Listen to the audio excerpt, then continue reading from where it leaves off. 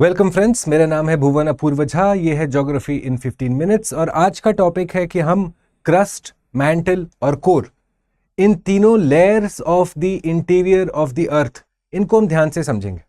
तो चलिए friends, without any delay शुरू करते हैं। पिछले क्लास में हमने देखा कि कैसे अर्थ का डेंसिटी डिफरेंशिएशन का प्रोसेस हो रहा है। करेक्ट? जब अर्थ फॉर्म हुआ था तो हमने समझा कि डेंसिटी डिफरेंशिएशन का प्रोसेस हो रहा था। क्या था डेंसिटी डिफरेंशिएशन? जहां पे आपका सबसे डेंसेस्ट मटेरियल वो जा रहा था नीचे की तरफ, यानी कि कोर की तरफ, अर्थ के सेंटर की तरफ, और जो लेस डेंस मटेरियल था वो ऊपर आ रहा था। तो जब ये सारा कुछ प्रोसेस कंप्लीट हो गया, अर्थ का स्टेबिलिटी आ गया प्रोटो अर्थ के बाद, तब अर्थ के 3 वेल डिफाइंड जोन्स बनते हैं फ्रेंड्स, उसके इंटीरियर ऑफ द अर्थ में, और उनको हमने डिवाइड किया है क्रस्ट, मैंटल और कोर। ओके, मतलब कोर में सबसे ज्यादा डेंसेस्ट मटेरियल डेंसिटी डिफरेंशिएशन के चलते, और क्रस्ट में सबसे लीस्ट डेंस मटेरियल। ठीक है, चलिए सबसे पहले अब देखते हैं। हमने अपने अर्थ को डिवाइड किया है केमिकली 3 तरीके से, क्रस्ट, मैंटल और कोर, और मैकेनिकली यानी कि किस स्टेट में मैटर एग्जिस्ट करता है। ओके, किस स्टेट या किस फेज में एग्जिस्ट करता है, उस पर हमने डिसाइड किया है कि लिथोस्फेयर, एस्थेनोस्फेयर, मैंटल और कोर। इन सब में आपका जो मटेरियल है, जो रॉक्स है, वो अलग अलग स्टेट ऑफ मैटर में रहेंगे। कहीं पे सॉलिड, कहीं पे सेमी सॉलिड, कहीं पे कंप्लीटली मोल्टन। ठीक है, तो चलिए समझते हैं एक एक करके फ्रेंड्स। सबसे पहले नजर डालते हैं क्रस्ट की तरफ, जो हमारा सबसे ऊपरी लेयर है हमारे अर्थ का। यानी कि अगर फिगर के द्वारा देखें, सो दिस इज माई क्रस्ट, ये है हमारा सबसे ऊपरी लेयर, ये रहे आप यहां पे। ऑलराइट, तो अब हम क्रस्ट को 2 तरीके से तोड़ते हैं फ्रेंड्स, या समझते हैं। एक है ओशनिक क्रस्ट और एक है कॉन्टिनेंटल क्रस्ट। ओके, अब ये डिफरेंस इनका क्या है फ्रेंड्स? काफी इनका विड्थ का डिफरेंस है, कौन ज्यादा डीप है, इनका डेंसिटी का डिफरेंस है, और आप देखेंगे कि इनके डिफरेंस के चलते ही हमारे सरफेस के ऊपर लैंडफॉर्म्स क्रिएट होते हैं। आपके पहाड़ बन रहे हैं, या माउंटेन बन रहा है, या रिज बन रहा है, या ट्रेंच बन रहा है। ये सारा कुछ डिसाइड करता है कि ये दोनों आपस में कैसे इंटरैक्ट कर रहे हैं। ओके, तो आपका डेप्थ के हिसाब से अगर हम देखेंगे तो हमारा कॉन्टिनेंटल क्रस्ट डीपर रहा ओशनिक क्रस्ट से। ये रफली 50 से 70 किलोमीटर होता है, और ओशनिक क्रस्ट रफली 5 से 30 किलोमीटर तक होगा।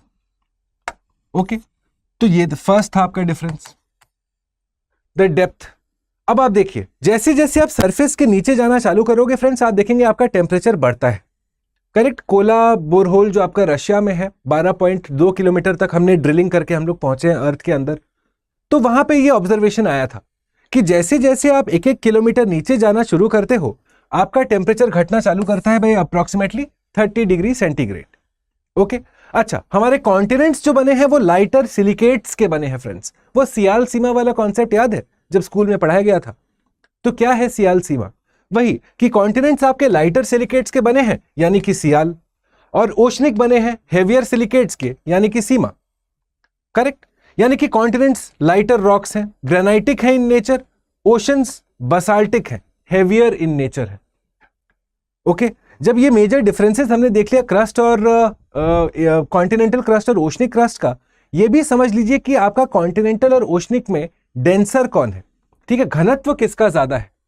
तो आप देखेंगे कि डेंसिटी के हिसाब से हमारा ओशनिक क्रस्ट जो है वो कॉन्टिनेंटल से डेंसर है, और आप समझते हैं कि जो ज्यादा डेंसर होगा वो हमेशा नीचे की तरफ जाता है। सोचिए, आपका कॉन्टिनेंट और ओशन आपस में टकराएंगे तो आप देखेंगे ओशन नीचे जाएगा क्योंकि वो डेंसर है। अच्छा, एक और चीज, हमारा कौन सा एलिमेंट है जो हमारा क्रस्ट में सबसे ज्यादा मिलता है? तो आप देखेंगे ऑक्सीजन। काफी सारे स्टूडेंट्स को लगता है सर आयरन होगा, नहीं, क्योंकि ऑक्सीजन है तभी तो लाइफ एग्जिस्ट करता है क्रस्ट के ऊपर, है कि नहीं? अगर आयरन ज्यादा होता तब हम खेती बाड़ी कैसे कर पाते? तो similarly you will find most common element है ऑक्सीजन, रफली 46%। ओके, अच्छा, अब आते हैं लिथोस्फेयर के ऊपर। देखिए फ्रेंड्स, आपका जो क्रस्ट है और उसके बाद जो अपर मैंटल है, ठीक है, जो नेक्स्ट लेयर है उसका ऊपरी भाग अपर मैंटल, क्रस्ट और अपर मैंटल एक तरीके से तैर रहे हैं एस्थेनोस्फेयर के ऊपर, मैग्मा के एक लेयर के ऊपर। तो लिथोस्फेयर क्या बना मेरा? क्रस्ट प्लस अपर मैंटल, पहली बात। ओके, ये रफली 200 किलोमीटर तक हमें मिल जाएगा। ये देखिए, क्रस्ट और अपर मैंटल तैर रहे हैं एस्थेनोस्फेयर के ऊपर। समझे friends? Just below the lithosphere आपका एस्थेनोस्फेयर है जिसके अंदर होता है मैग्मा का पूरा लेयर। ठीक है, लेट्स गो फॉरवर्ड। अब देखते हैं एस्थेनोस्फेयर के बारे में। लिथोस्फेयर के ठीक नीचे है, इसमें रहेगा मैग्मा। क्या होता है मैग्मा? एक soft plastic like in nature. It is fluidic. जानते हैं वो एक जगह से दूसरी जगह फ्लो कर सकता है। फ्लूइडिक इन नेचर होता है। वो विस्कस भी होता है, यानी कि it has resistance to flow. Okay, वो थिक होगा। जैसे शहद होता है ना, आप एक चम्मच शहद और एक चम्मच पानी ले लीजिए और दोनों को गिराइए, तो आप देखिएगा पानी झट से गिर जाएगा, शहद नहीं गिरेगा। क्यों? क्योंकि शहद है विस्कस इन नेचर। तो सेम तरीके से आपका मैग्मा भी रहता है एस्थेनोस्फेयर में। अब आइए मैंटल के ऊपर। मैंटल जो है फ्रेंड्स, क्रस्ट के बाद ही चालू हो जाता है, क्योंकि लिथोस्फेयर में हमारा अपर मैंटल तो है। और इसीलिए फ्रेंड्स हम देखते हैं, क्योंकि हमारा अपर मैंटल हमारा अपर मैंटल जो है एस्थेनोस्फेयर के ऊपर है, तो हम कहते हैं कि इसका state solid to semi solid है। यानी कि पूरा का पूरा सॉलिड नहीं होगा, क्योंकि जब आप एस्थेनोस्फेयर के पास पहुंचना चालू करोगे तो मेल्टिंग का प्रोसेस ऑलरेडी चालू हो चुका होगा। तो इसलिए हम कहते हैं कि the state of upper mantle is solid to semi solid in nature. ठीक है, mantle extends up to 2900 kilometres. और ये देखिए friends, mantle contains the most volume and the most mass of Earth's interior, क्योंकि 0 to 2900 किलोमीटर्स तक आपका इसका depth है। ठीक है, जब एक बार आपका लिथोस्फेयर खत्म हो गया, यानी कि 200 किलोमीटर ऑनवर्ड्स 2900 किलोमीटर्स तक आपका मैंटल का पूरा भाग है। तो इसीलिए इसको हम कहते हैं कि it has the most volume and the most mass of Earth's interior. It is composed of silicate minerals such as iron and magnesium, और इसमें भी ऑक्सीजन सबसे ज्यादा मेजॉरिटी में मिलेगा। और जैसा मैं आपको कह रहा था, upper mantle part of lithosphere, solid to semi fluid in state. Semi solid होगा, वो मेल्टिंग चालू हो जाता है। हम इनफैक्ट कहते हैं कि हमारा अपर मैंटल में पार्शियल मेल्टिंग का प्रोसेस होता है। ओके, क्योंकि वो लिथोस्फेयर के नीचे भाग में है और ठीक एस्थेनोस्फेयर के ऊपर है, आपका मैग्मा वाले लेयर के ऊपर है, तो वहां पार्शियल मेल्टिंग भी ऑब्जर्व होता है। लोअर मैंटल जो है हमारा सॉलिड स्टेट में है फ्रेंड्स। एग्जाम पर्सपेक्टिव से आपको ये पूरे के पूरे लेयर्स और कौन सा किस स्टेट में है ये पता होना चाहिए। करेक्ट, आगे बढ़ा जाए। अब आते हैं कोर की तरफ। कोर को हम हमेशा से समझते हैं कि नीफे लेयर है, क्योंकि आपका सबसे हेवीएस्ट एलिमेंट यही मिलता है, निकेल और फेरस। ओके, अब कोर को भी दो तरीके से तोड़ा है, इनर कोर और आउटर कोर। अब ध्यान रखिएगा फ्रेंड्स कि आपका कोर जो है, आउटर कोर जो है वो है लिक्विड स्टेट में और इनर कोर जो है वो है सॉलिड स्टेट में। ऐसा क्यों? पहला समझते हैं friends. Something like this is happening. ये रहा आपका अर्थ का पूरा क्रॉस सेक्शन, ये रहा हमारा इनर कोर, ये रहा outer core for example. Okay, अब जब आप सरफेस से नीचे जाना चालू करते हैं तो आपका टेम्परेचर बढ़ता है, आपका प्रेशर बढ़ता है, एंड बिकॉज ऑफ दिस चीजों की डेंसिटी बढ़ती है। अब जब आप आउटर कोर पे आते हो, इवन दो यहां पे टेम्परेचर बहुत ज्यादा है, इस जगह पे pressure as compared to inner core है कम, और इनर कोर टेम्परेचर ज्यादा है, प्रेशर भी ज्यादा है। इसीलिए आप देखेंगे कि यहां पे मेल्टिंग हो जाएगी इनर कोर में, पर क्योंकि इतना ज्यादा प्रेशर है तो वो सॉलिडिफिकेशन हो जाता है।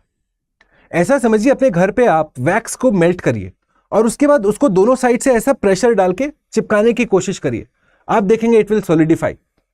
सेम प्रोसेस हमारे इनर कोर में हो रहा है। ओके, क्योंकि प्रेशर इतना ज्यादा है तो सॉलिडिफिकेशन हो जाता है, और क्योंकि हमारे आउटर कोर में प्रेशर कम है as compare to inner core, इसीलिए यहां पे सॉलिडिफिकेशन नहीं होता है। इसीलिए आउटर कोर रहा लिक्विड स्टेट और इनर कोर रहा सॉलिड स्टेट। कॉन्सेप्ट क्लियर हुआ friends? So this is it. Okay, it is in liquid state as pressure gradient compared to inner core is less. क्या है pressure gradient? Measurement of pressure as with distance. Distance के साथ pressure कैसे घट रहा है या बढ़ रहा है, वही है ग्रेडियंट। तो मैंने आपको बताया क्रस्ट से लेके कोर तक का सारा depth plus state change plus how it is arranged, right. जब ये सारे कॉन्सेप्ट्स पढ़ लिया फ्रेंड्स, अब आप देख लीजिए इनर कोर के बारे में। ठीक है, जैसा मैंने कहा सॉलिड स्टेट पे है क्योंकि यहां पे कंप्रेशन हो जाता है। ठीक है, और आप देखते हैं इनर कोर में रेडियो एक्टिव डिके हो रहा है, आपका प्लूटोनियम, यूरेनियम, इन सारों का रेडियो एक्टिव डिके हो रहा है, जिसके चलते हीट रिलीज हो रहा है। साथ ही हमारा प्राइमोर्डियल हीट भी हमारे इनर कोर में मौजूद है, जो अर्थ जो हॉट बॉल ऑफ फायर था, कूल डाउन करने का प्रोसेस चालू किया, अब देखते हैं कि उसका भी आज तक एक छोटा सा भाग हमारे अर्थ के अंदर मौजूद है, इनर कोर में, तो वहीं से हीट निकलती है। Clear friends? जब ये सारा देख लिया तो इन दोनों सवालों का आंसर हमारे लिए करेंगे। ये है क्वेश्चन नंबर 1 और ये है question number 2। Okay, please leave their answers for me in the comment box. Alright, ये इनफैक्ट एक PYQ भी है, ठीक है? तो अगर आप ये पूरा डिस्कशन देखे होंगे आप झट से आंसर कर देंगे इस सवाल का। ओके, अच्छा, इस डिस्कशन से रिलेटेड और सारे सवाल और वैल्यू एडेड मटेरियल मैं आपके लिए मेरे टेलीग्राम चैनल पे छोड़ दूंगा। भुवन स्टडी IQ के नाम से आप सर्च करोगे ना तो आपको दिख जाएगा यहाँ पे, ठीक है? रेगुलर अपडेट्स, क्वेश्चंस, हर संडे हम क्वेश्चन डालते हैं ज्योग्राफी, एनवायरमेंट, डिजास्टर मैनेजमेंट से रिलेटेड, तो क्वेश्चन प्रैक्टिस के लिए तो जुड़ ही जाइए। कोई भी डाउट हो रिलेटेड तो जो भी हमने डिस्कस किया है, जुड़िए मेरे साथ मेरे इंस्टाग्राम हैंडल पे, सेम नाम भुवन स्टडी IQ के नाम से आप सर्च करेंगे, आप मिल जाएंगे। अच्छा, काफी लोगों ने पूछा है कि सर इसका PDF कहां मिल सकता है? देखिए फ्रेंड्स, ये PDF तो हम आपके साथ शेयर नहीं कर पाएंगे, पर आप हमारे साथ जुड़ सकते हैं हमारे GS क्लासेस में। यहां पे जो कॉन्सेप्ट्स मैं आपको 15 मिनट में समझा रहा हूं, इस पे और डिटेल से चर्चा करके, विश्लेषण करके, क्वेश्चन सॉल्विंग के साथ कैसे UPSC के लिए प्रिपेयर किया जाता है, यही है प्रतिज्ञा प्लस बैच का पूरा सेंट्रल फोकस। जैसे यहां हम आपको कॉन्सेप्चुअल क्लैरिटी दे रहे हैं, साथ में आंसर राइटिंग और क्वेश्चन सॉल्विंग कर रहे हैं, नोट्स बना रहे हैं, तो ये सब कुछ एट अ लार्जर स्केल हम करते हैं हमारे प्रतिज्ञा प्लस बैच के साथ, ठीक है? तो अगर आप मेरे क्लासेस में जुड़ना चाहते हैं, आपको यूज करना होगा code BALIVE on the study IQ payment page, तभी आप मेरे साथ मेरे बैच में अलॉट हो पाएंगे, ठीक है फ्रेंड्स? तो आप स्टडी IQ के प्रतिज्ञा प्लस बैच के साथ जुड़िए, मेरे ऑप्शनल बैच के साथ भी जुड़िए, जहां पे इन्हीं कॉन्सेप्ट्स को और डेप्थ में पढ़ते हैं फ्रेंड्स, क्योंकि ऑप्शनल में तो आपको विड्थ ऑफ द नॉलेज के साथ साथ डेप्थ ऑफ द नॉलेज भी मैटर करता है। तो ऑप्शनल के लिए भी आप साइन अप कर सकते हैं, यूज करिए कोड BALIVE, ठीक है? I hope you like this discussion. Please do consider leaving a like and a comment, और मैं बहुत जल्दी मिलूंगा आपको मेरे अगले क्लास के साथ। तब तक के लिए नमस्कार।